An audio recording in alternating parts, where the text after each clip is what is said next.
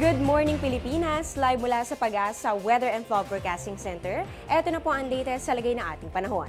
Isang mainit na Lunes ang naranasan natin kahapon dahil po ito sa ridge o extension ng high pressure area na umaabot dito po sa atin sa Luzon. Hanggang ngayong araw ng Martes ay inaasahan pa rin natin ang pag-ilang nito kaya po sa pangkabuuan ay maganda pa rin po ang ating panahon ngayong araw. Sa puntong ito, balikan muna natin kung ano-ano nga ba ang pinakamainit na temperaturang naitala ng Pag-asa kahapon po yan sa ating kapuluan.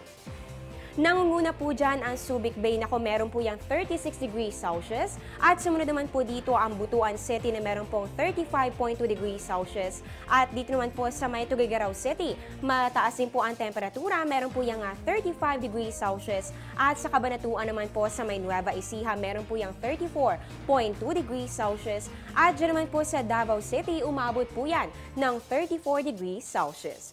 Sa araw na ito po ay posibleng magkaroon ulit tayo ng mainit na temperatura kaya naman magdala po ng inuming tubig at payong na rin kung lalabas kayo ng inyong bahay.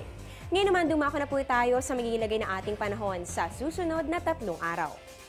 Unahin po natin sa Baguio City. Magandang panahon po ang nag-iintay sa inyo dyan. Yan po ay bukas pati rin po sa Biyernes. Pero sa Huwebes magiging maula po kaya expect rin po natin ang rain showers or thunderstorms. Dito naman po sa atin sa Metro Manila, may enjoy po natin ang mga susunod na mga araw dahil generally po ay good weather ang inaasahan natin. Yan po ay from Wednesday to Friday. Sa Metro Cebu naman, maliit lang po ang chance na makaranas ng mga pag-ulan dahil less lang rin po ang mga kaulapan na makikita kaya po fair weather. Ang daladala nito yan po ay bukas hanggang sa Biyernes. Sa Metro Davao naman, salubungin ng maingiti ang mga araw dahil magpapakita rin po ng mas matagal si Haring Araw. Yan po ay bukas hanggang sa Biyernes. At panghuli na lang po natin sa may Zamboanga City. Isolated lamang ang mga pag-ulan na pwedeng maranasan so pwedeng lumabas sa bahay at mag-early Christmas shopping. Yan po ay bukas hanggang sa Friday. Magbabalik po kami matapos ang isang paalala.